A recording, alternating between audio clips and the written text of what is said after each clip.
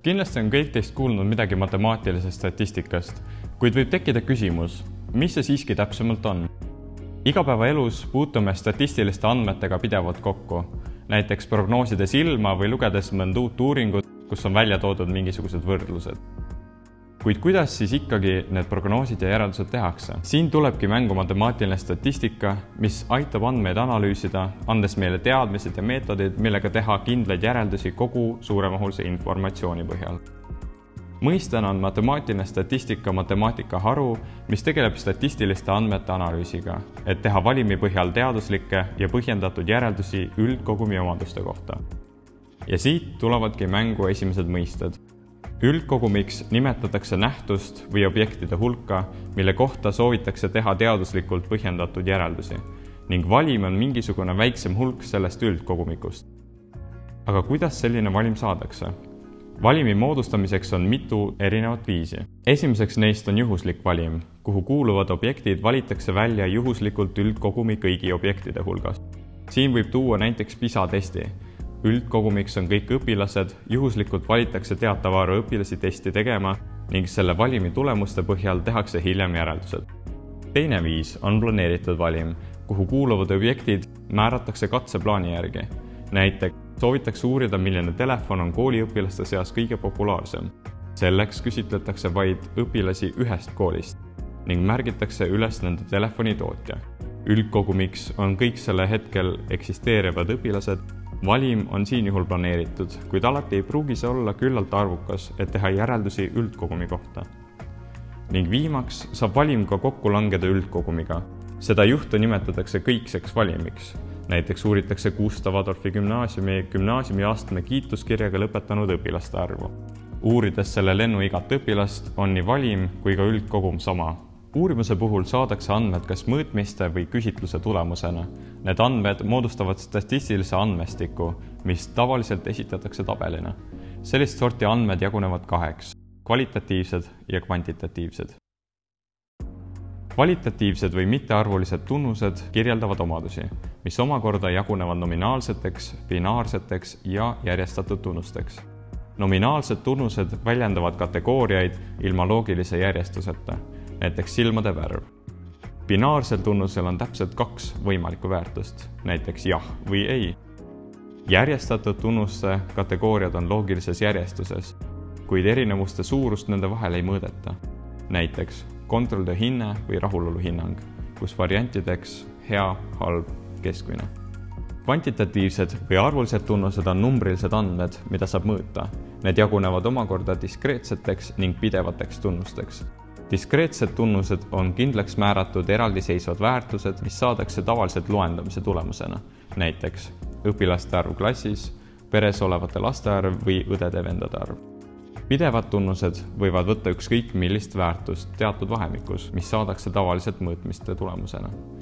Näiteks aeg, kaal või kasv. Saadud andmed paigutatakse tabelisse, kus ridades on uuritavad objektid ja veergudes objektide tunnused. Sellist tabelit nimetatakse objekt-tunnustabeliks, millest tehakse edasi variatsioonirida, kus andmed on paigutatud kas kasvavas või kahanevas järjekorras. Näiteks pikkuse koha pealt näeks see välja umbes selline. Võrdsete liikmete korral kirjutatakse need järjest. Variatsioonireast saab väga hõlpsasti koostada ka sagedus- ja jaotustabeli. Sagedustabel näitab tunnuste eriväärtuste esinemist absoluutarvudes. Uurides saapanumbreid võiks sagedustabel olla midagi sellist, kus saapanumbrid on 39-st 47-ni ja nende all on toodud sagedused. Jaotustabel näitab tunnuste esinemissagedust suhtarvudes ehk protsentides. Suhtarvu väärtus on esinemissageduse ja kõikide objektide arvu jagatis. Siinkohal saame protsendi, jagades vastava esinemissageduse saabaste koguarvuga, milleks on 300. Tehes seda kõigi puhul saame järgneva tabeli. Sagedustabeli andmeid kujutatakse geomeetriliselt sirglõikdiagrammina, mida nimetatakse sagedushulknurgaks. Sagedustabelist graafilise ülevaate saamiseks kasutatakse ka tulpdiagrammi ja sektordiagrammi. sektordiagramm annab eriti hea ülevaate terviku jagunemisest, mis on eriti sobilik nominaaltunnuste puhul. Kui tunnus on pidev või on andmeid väga palju, pole mõtet üksikuid väärtuseid sagedustabelisse kirjutada, vaid on palju mõttekam kasutada väärtuste vahemikke ehk klasse. Oletame, et on 36 õpilast ning nende pikkused on 140 cm 200 cm. Kui kogumaht n, mis praegusel juhul on õpilaste arv, ei ole väga suur, on kerge viis leida klasside arv n-i ruutjuurega. Meie puhul oleks klasside arv ruutjuur 36 ehk 6. Kui kasutada klasse, tuleb leida ka klassi piirid. Klassi piire saab leida, kui lahutada maksimumväärtusest miinimumväärtus ja see jagada klasside koguarvuga. See oleks 200 miinus 140 jagatud 6-ga, mis on 10. Seega igas klassis on 10 väärtust. Kui sagedus- või jaotustabelis on tunnuse väärtused esitatud klassidena, siis kujutatakse neid andmeid geomeetriliselt tulpdiagrammiga. Statistilises analüüsis kasutatakse sageli keskväärtuseid ja hajuvusmõõte, et kirjeldada andmete jaotust ja levikut. Keskväärtused ehk paiknemise karakteristikud on suurused, mis iseloomustavad tunnuse väärtuse paiknemist arvteljel. Aritmeetiline keskmine on tunnuse kõigi väärtuste summa ja väärtuste arvu jagatis. Valemi kujul näeb see välja selline, kus x alaindeksiga i tähistab igat üksikut väärtust ja n on väärtuste arv. See siin on summa funktsioon. See tähendab lihtsalt, et kõik x-id on kokku liidetud. Mediaan ehk kõige keskmisem element on tunnuse väärtus, millest suuremaid ja väiksemaid või võrdseid liikmeid on variatsioonireas sama palju. Mäletate ehk seda variatsioonirida? Mediaan on siin täpselt keskel asuv väärtus. Kui see peaks jääma kahe arvu vahele, siis on mediaan nende aritmeetiline keskmine ehk 3,5. On ka veel selline tunnus nagu mood. Mood on mingi tunnuse kõige sagedamini esinev väärtus, ehk kui variatsioonireas on antud arvud, siis oleks moodiks 2 ja 4. Kui kõiki väärtuseid on sama palju, siis mood puudub. Hajuvusmõõdud ehk hajuvuse karakteristikud on suurused, mis näitavad, kui tugevasti tunnuse väärtused keskmisest erinevad. Variatsioonirea ulatus näitab andmete leviku ulatust ja seda, kui palju väärtused varieeruvad andmetes. See saadakse, kui maksimumväärtusest lahutatakse miinimumväärtus. Keskmine hälve näitab, kui palju andmed keskmiselt erinevad aritmeetilisest keskmisest. See mõõdab hajuvust andmestikus, kus x-i tähistab jällegi igat üksikut väärtust, millest on lahutatud aritmeetiline keskmine ja jagatud väärtuste arvuga.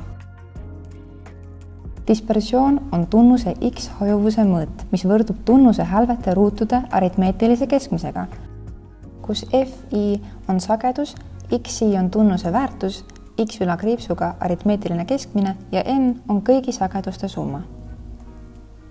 Standardhälve näitab, kui palju andmed erinevad keskmisest väärtusest. See iseloomustab tunnuse hajuvust. Mida suurem on standardhälve, seda suurem on tunnuse väärtuse hajuvus. Valemina on see ruutjuur dispersioonist, kus xi on iga väärtus, x üla kriipsuga on ikka aritmeetiline keskmine ja n on väärtuste arv. Statistiliste arvutuste harjutamiseks võib lahendada järgmise ülesande matemaatilise statistika põhjal. Klassis tehti rahulolu küsitlus, kus õpilased hindasid oma rahulolu koolieluga skaalal 1–5, kus 1 tähendas väga rahulolematu ning 5 väga rahul. Vastused olid järgmised. Ülesandeks on korrastada andmed variatsiooniritta, leida mood, mediaan ja aritmeetiline keskmine, koostada sagedus- ja jaotustabel ning arvutada andmete dispersioon ja standardhälve. Võite panna video pausile, et proovida ise lahendada, seejärel videost lahendust kontrollida. Esimeseks korrastame andmed variatsiooniritta. Saame järgmise rea. Teiseks leiame moodi, mediaani ja aritmeetilise keskmise. Mood on kõige sagedamini esinev väärtus ehk 3, mis esineb 10 korda. Mediaan on keskne väärtus järjestatud andmetes. Kokku on 29 vastust, seega mediaaniks on 15 element, mis on 3. Aritmeetiline keskmine on 99 jagatud 29, mis on ümardatult 3,41. Kolmandaks koostame sagedustabeli, kus kirjutame välja rahulolu hinded, neile vastava sageduse ning arvutame välja ka suhtarvu, jagades sageduse kõigi võimaluste arvuga. Nüüd leiame dispersiooni ja standardhälve. Antud üksikud väärtused on 1, 2, 3, 4 ja 5. Nende sagedused on vastavalt 2, 4, 10, 8 ja 5. Saadud väärtuste aritmeetiline keskmine on 3,41 ning väärtuste arv on 29. Leiame esmalt iga väärtuse hälve, lahutades igast üksikust väärtusest aritmeetilise keskmise ning võtame saadud tulemuse ruutu. Nüüd korrutame need sagedusega fi ja summeerime, kasutades summa funktsiooni. Seega saame välja arvutada dispersiooni, jagades eelneva tulemuse väärtuste arvuga n. Nüüd saame arvutada välja standardhälve, võttes ruutjoore dispersioonist. Seega saame vastuseks, et dispersioon on umbes 1,27 ning standardhälve on umbes 1,13. Statistika annab meile teadmised, et teha kindlamaid järeldusi ja teha paremaid otsuseid igapäevaelus. Loodan, et nüüd on matemaatilise statistika põhimõtted selgemad ja oskate neid andmete analüüsimisel rakendada.